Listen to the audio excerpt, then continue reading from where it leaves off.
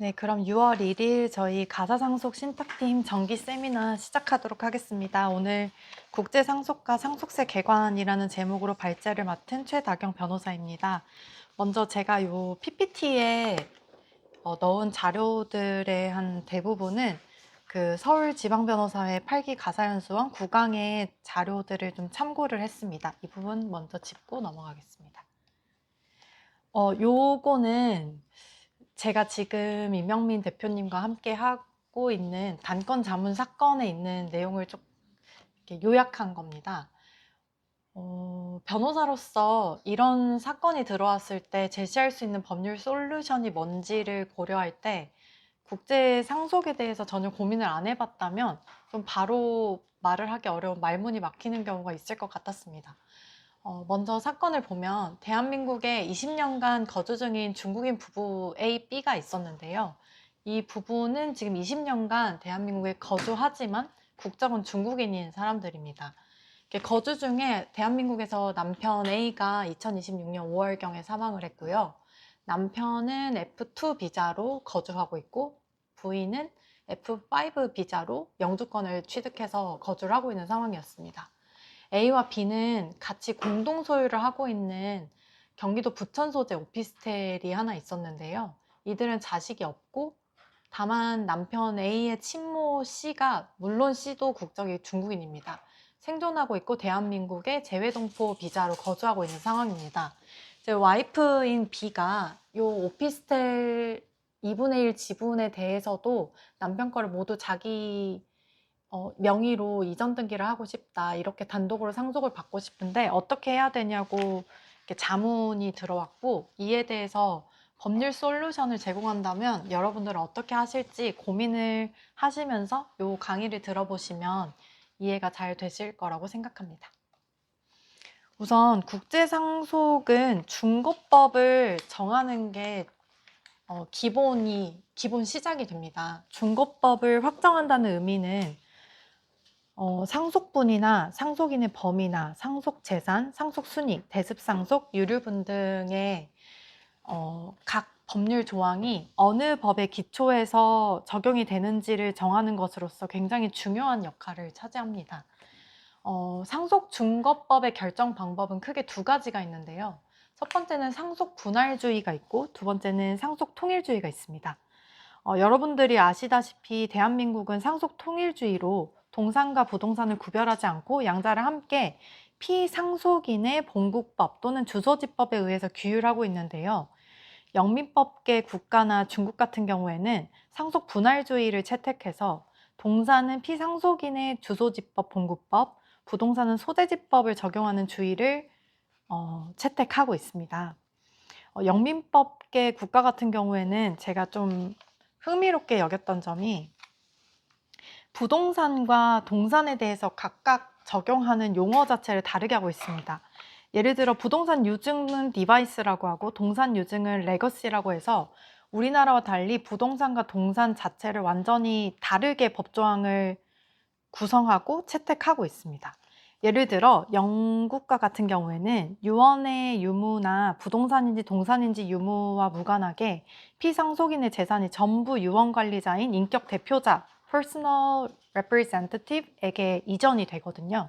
그러니까 우리나라는 사실 동산이든 부동산이든 피상속인이 사망을 하면 사망한 즉시 법정 상속인들인 소위 말해 자식들이나 배우자에게 바로 이전이 돼서 관리 처분권이 가게 되는데 영국 같은 경우에는 인격 대표자라고 해서 유언 관리자에게 온전히 귀속이 되고 모든 채무 등을 다 소진을 한 다음에 그들 상속자들에게 그 상속 재산이 넘어가게 됩니다.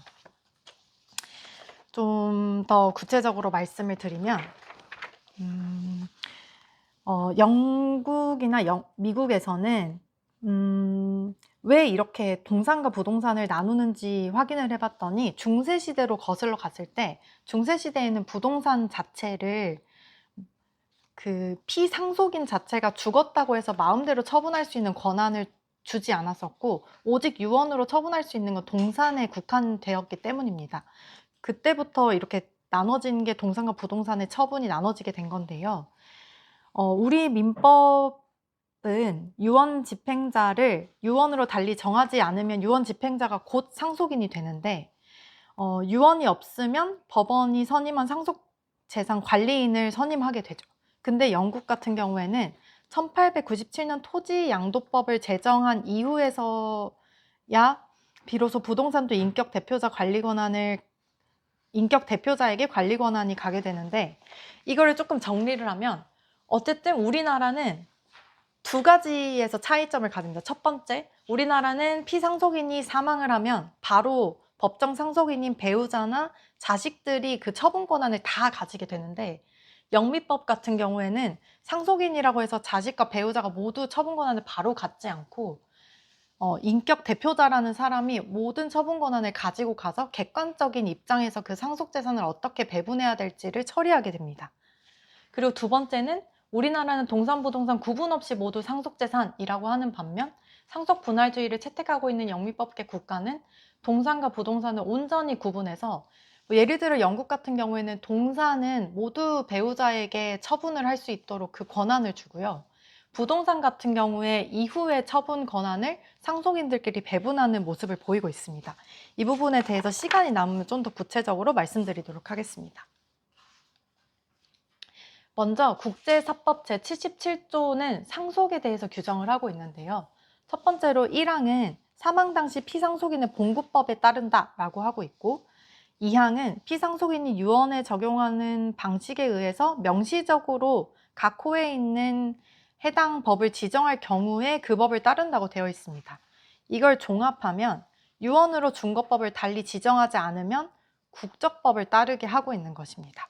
이때 헷갈려서는 안 되는 건, 이거는 상속에 관한 법이고 상속세에 따른 적용 법전은 다르기 때문에 상속은 뭐 봉구법을 무조건 따르는구나, 그러면 나는 미국인이니까 한국에 살더라도 미국 법을 따르겠구나 하고 한국에서 상속세를 내지 않는다고 판단해서는 안 됩니다. 상속세는 지금 요약해서 따지자면 미국과 한국에서 둘 다 세금을 납부해야 되는 경우가 있기 때문에 미국인이니까 봉구법에 따르고 우리나라에서 세금 내지 않습니다 라고 하면은 완전히 잘못된 법률 솔루션을 제공하게 됩니다. 그래서 밑에서 보면 일본 거주하는 한국인이 사망한 경우에는 본국법에 따르기 때문에 대한민국 법이 적용되고요. 일본에 귀화한 일본 국적인이 사망하면 당연히 일본법, 미국에 거주하는 한국인이 사망하면 대한민국 법이 적용되고, 한국에 거주하는 미시민권자가 사망하면 본국법인 미국법이 적용되게 됩니다. 이렇게 마지막에 한국에 거주하던 미시민권자가 사망했을 때 미국법이 적용된다라고 함이 사실 중요한 이유는, 미국의 주법상 뭐 캘리포니아주 같은 경우에는 민법 755조 946조에 의해서 동산 같은 경우에는 유언이 없는 경우 본적지법을 따르게 되는데, 부동산 같은 경우에는 토지소재지법을 따르게 해서 반정 규정이 적용돼서 결국에는 미국법이 적용된다 했지만 최종적인 결론은 우리나라의 법이 적용이 되거든요. 그래서 상속의 준거법이 뭔지를 먼저 확인하고 해당 본국법에서 또 어떻게 동산과 부동산을 나눠서 법을 적용하게 되어 있는지를 구체적으로 따져볼 필요성이 있습니다.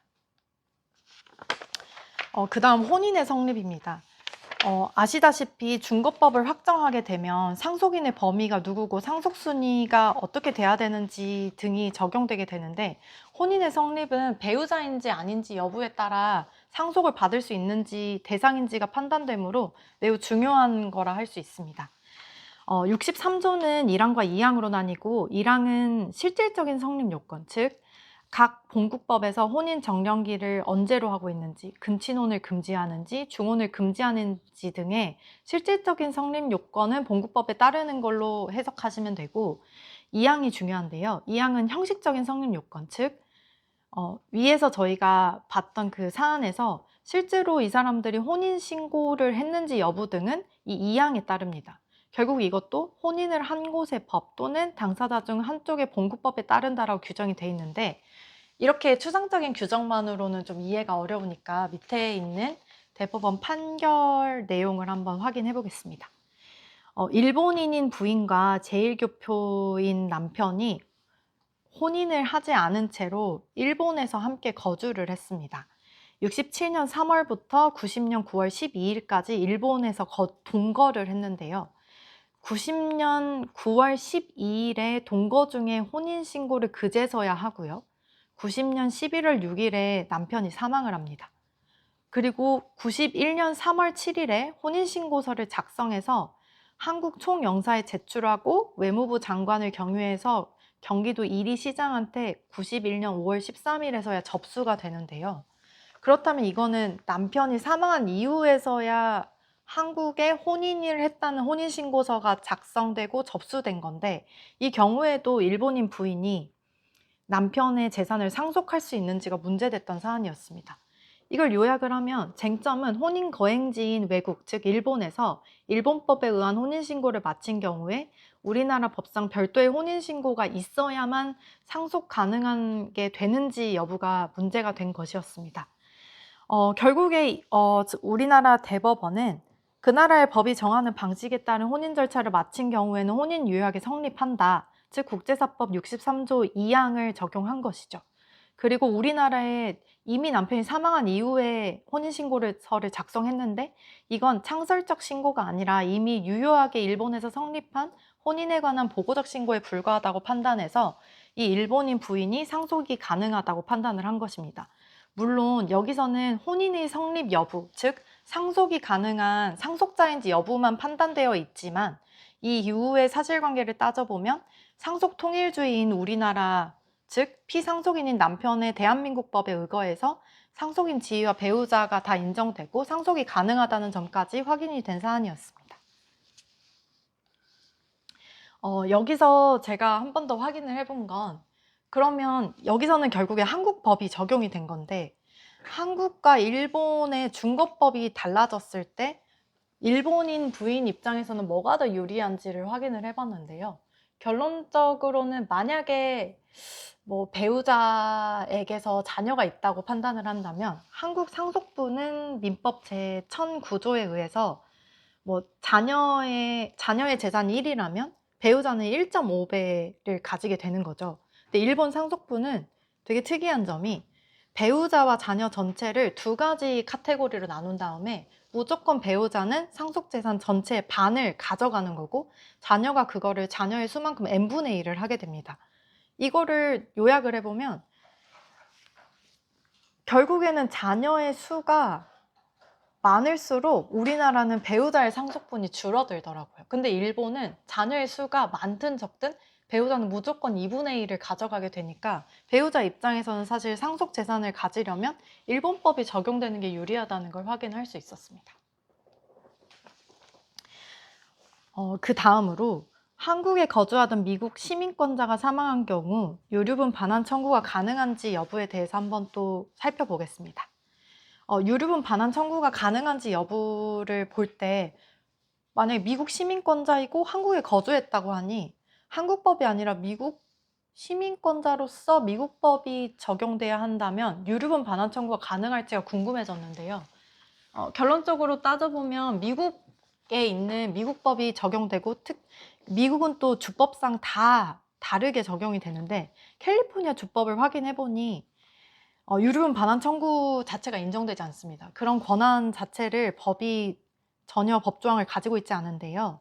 그 이유는 피상속인의 재산처분 자유를 널리 인정하고 있기 때문에 신탁제도 같은 걸 통해서 자신의 자녀들이나 배우자를 상속인에서 완전히 배제하고 상속을 할 수 있기 때문이고 유류분 반환 청구 권한 자체를 적용하고 있지 않기 때문에 미국 법을 통한다면 유류분 반환 청구는 애당초 원고는 할 수 없는 상황이 됩니다.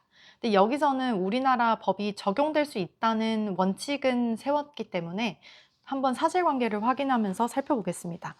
원고는 전혼 자녀이고 한국에 거주하고 있습니다. 피고는 피상속인의 재혼 자녀이고 그 또한 한국에 거주하고 있는데요. 피상속인은 1987년경 미국에 이민했고 시민권을 취득했습니다. 즉 미국 국적인입니다. 그런데 피상속인이 재혼 자녀인 피고에게만 한국 소재 부동산을 생전에 증여하고 미국에 가지고 있던 부동산과 금융재산을 다 유증해서 사실 원고에게 남은 상속재산이 전혀 없는 상황이었습니다. 이때 원고는 반정, 밑에 나와 있는 국제사법 9조의 중거법 지정시의 반정 규정을 적용해서 부동산은 대한민국 법이 적용되니까 원고는 한국 내 부동산에 대해서는 유류분 청구가 가능하다라고 주장을 했고, 우리나라의 유류분 청구 권한은 강행 규정이기 때문에 이 규정을 적용을 해서 반드시 자기는 유류분 청구를 받아야겠다라고 주장을 한 사안이었습니다. 먼저 국제사법 제9조를 보면 현재는 22조인데요. 외국법에 따른 대한민국 법의 적용이라고 규정의 내용이 좀 달리 개정이 되었는데, 당시 상황에서는 국제사법 9조에 적용되고 있는 상황이었습니다. 1항을 읽어보면 국제사법에 의해서 외국법이 중거법으로 지정된 경우 그 국가의 법에 의해서 대한민국 법이 적용돼야 하는 때에는 대한민국의 법에 의한다 라고 되어 있습니다. 즉, 외국법을 중거법으로 지정을 했는데 그 외국법이 대한민국 법을 적용하라고 하면 대한민국 법대로 한다는 거라서 반정의 의미를 가지고 있는 겁니다. 이때 요 재판에서 재판부는 국내 부동산에 대해서는 한국법이 적용된다라고 했습니다. 그 이유는 미국에 있는 중거법상 제가 앞서 살펴봤을 때 영미법계 국가는 상속 분할주의를 채택하고 있고 부동산은 소재지법을 적용하고 있다고 말씀을 드렸습니다. 즉 미국 법은 부동산은 소재지법을 적용하라라고 규정을 하고 있기 때문에 그 법과 반정 규정에 의해서 부동산에 대해서는 한국법이 적용되게 된 겁니다. 그렇다면 국내 부동산은 상속 재산이 되는 거고, 유류분이 침해됐다면 유류분 반환 청구가 인정될 수 있는 게 원칙적인 입장이라고 재판부는 밝혔습니다. 그런데 문제는 한국법에 적용된다는 국제사법 규정은 피상속인이 사망한 후에 부동산 상속에 관한 것이므로 애초에 한국 부동산을 피상속인이 생전증여를 해버렸다면 사실 상속 개시 당시에 피상속인의 재산으로 남아있는 게 아니었지 않습니까? 그래서 결국에 이미 생전증여로 부동산이 증여돼 버린 상황이라면 사망 당시의 상속재산에 그 한국 재산이 포함되지 않으므로 이거는 유류분 청구에 한국법이 적용되지 않아서 원고의 청구를 기각한다고 판단을 하게 되었습니다. 이렇게 사안을 살펴보다 보면 이게 중거법이 뭔지를 첫 번째로 확인을 한 다음에 각 중거법이 어떻게 동산과 부동산, 그리고 유언이 있을 때와 유언이 없을 때, 유증의 경우와 유증이 없는 경우를 다 세분화해서 이렇게 법률 조항이 다 세분화되어 있는데 그걸 또 따라서 다 판단을 하고 또 반정 규정을 적용했을 때 우리나라 법이 적용이 되는지 여부를 다 면밀하게 판단해야 된다는 점을 확인할 수 있습니다. 그다음 국제사법 78조 유언 규정은 1항부터 3항까지로 규정이 되어 있는데요. 먼저 이번 발제에서는 3항의 내용을 살펴보겠습니다. 유언의 방식은 다음 각 호의 어느 하나의 법에 따른다고 되어 있고 1호부터 4호까지 규정이 되어 있는데요. 사실 1호부터 4호를 다 살펴보면 유언자가 사망 당시 가지는 국가의 법, 즉 본국법, 2호는 일상거소지법, 3호는 유언 당시 그 피상속인의 행위지법, 4호는 부동산에 대해서는 부동산 소재지법이라고 해서 사실상 폭넓게 열려 있다는 걸 확인할 수 있습니다. 즉 유언은 유언장을 어디서 작성하는지에 따라서 그냥 유언장이 적법하게 그 법에 따라서 작성만 됐다면 유효함을 인정하고 있는 규정이라고 확인할 수 있습니다. 그래서 예를 들면 9페이지인데요. 일본에 거주하는 한국인이 일본법에서 정한 방식으로 유언장을 작성했다면 상속인들은 당연히 행위지법 또는 일상거소지법에 따른 것으로 유효하게 상속등기를 할 수 있고요. 미국 캘리포니아주로 이민간 시민권자가 캘리포니아 주법에 의해서 유언장을 작성했다면 또한 본국법 또는 일상거소지법에 따른 것으로 유효한 것이고 이 또한 상속등기를 격려할 수 있음을 확인할 수 있습니다. 이제 국제상속과 세금에 관한 부분을 살펴보도록 하겠습니다. 제가 지금까지 살펴본 것은 국제상속에 있어서 상속을 할 때 어떤 법을 규정해야 되는지 그 중거법에 대한 부분을 확인했다면 세금 부분은 좀 다르다는 것을 확인할 수 있습니다.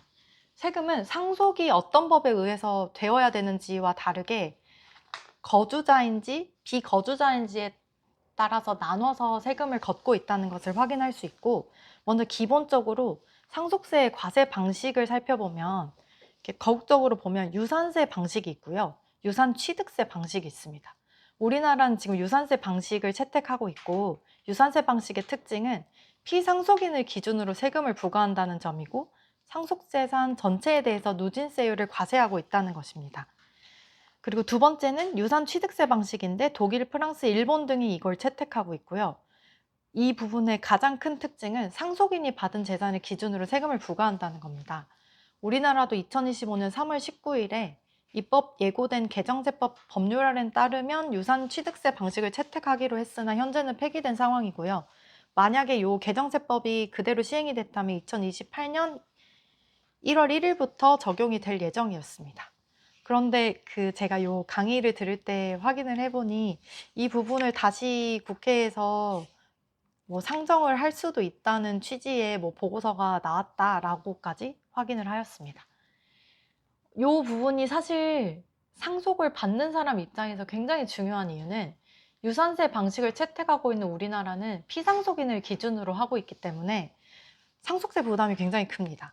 만약에 30억이 총 상속재산 전체에 해당한다면 누진세율이 적용되고 50%를 상속세로 부담을 해야 된다면, 만약에 유산 취득세 방식을 채택한다면 동일하게 상속재산이 30억이라고 해도 자녀가 3명이면 각각 상속인이 받는 재산은 10억씩이 되기 때문에 그 10억에 대한 누진세율이 적용되더라도 10%가 돼서 굉장히 상속세 부담이 큰 차이가 있다는 것을 확인할 수 있습니다.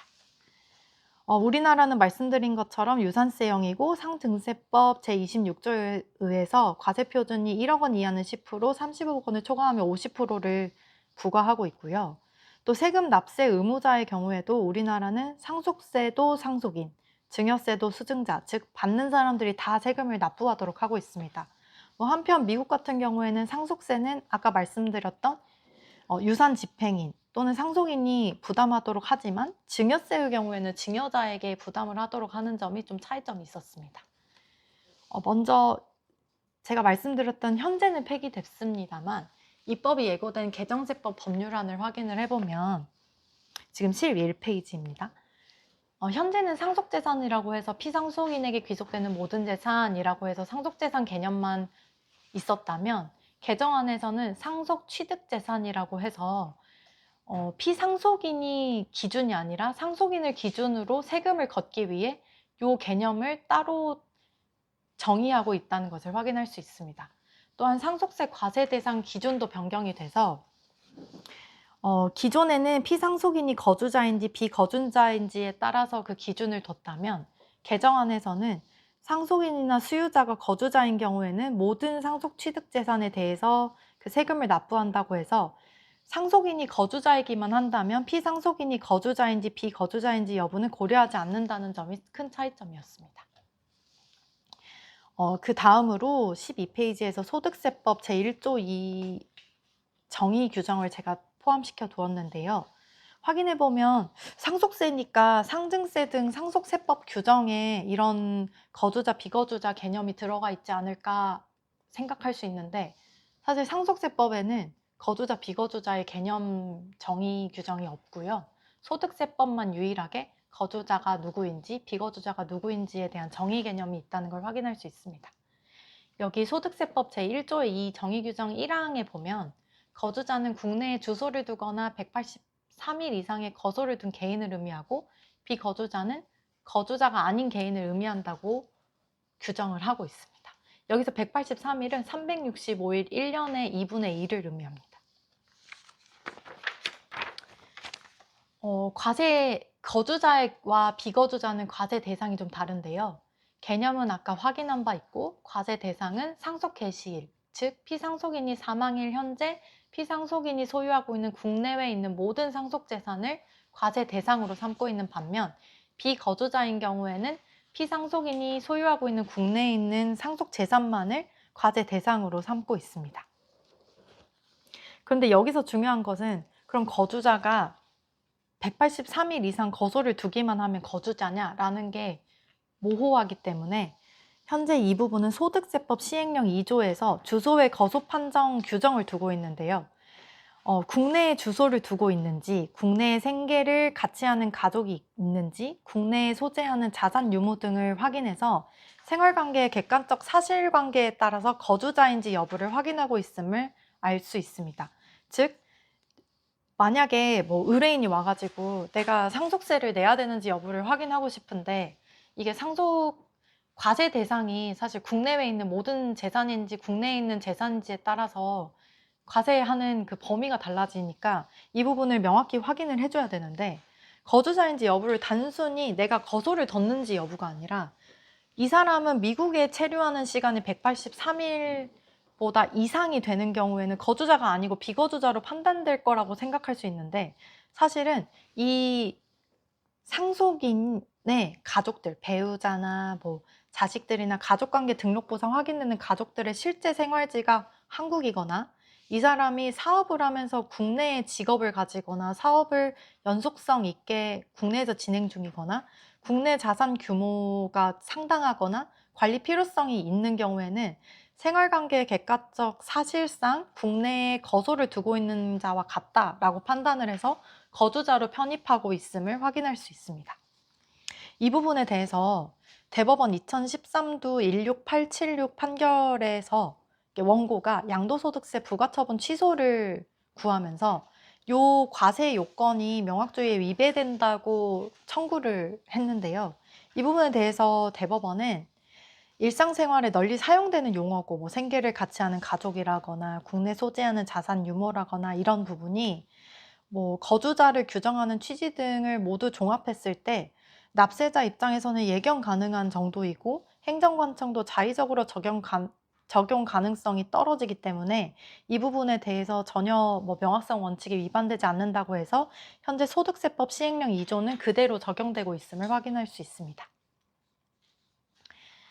결국에는 이렇게 거주자와 비거주자 사망에 따른 상속세 과세가 큰 차이를 보이고 있는데요. 여기 14페이지 표를 보고 확인하실 수 있는데 우선 거주자가 사망하면 신고 납부 기한이 상속 개시일, 즉 거주자 사망한 때로부터 속하는 달의 말일로부터 6월 이내입니다. 그러면 상속 개시일이 속하는 달이니까 거주자가 사망을 6월 1일에 했든 14페이지에 보시면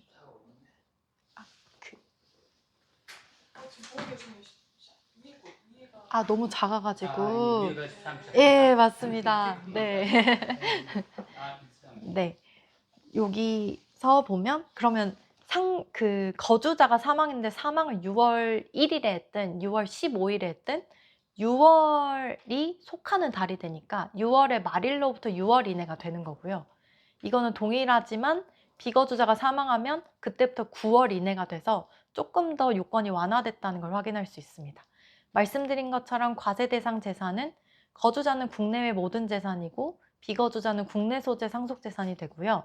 공제 금액 같은 경우에는 공과금은 미납된 모든 공과금이 거주자, 국내 상속재산 관련돼서 공과금이 비거주자가 대상이 되고 장례 비용은 거주자에게만 공제 혜택을 부과합니다.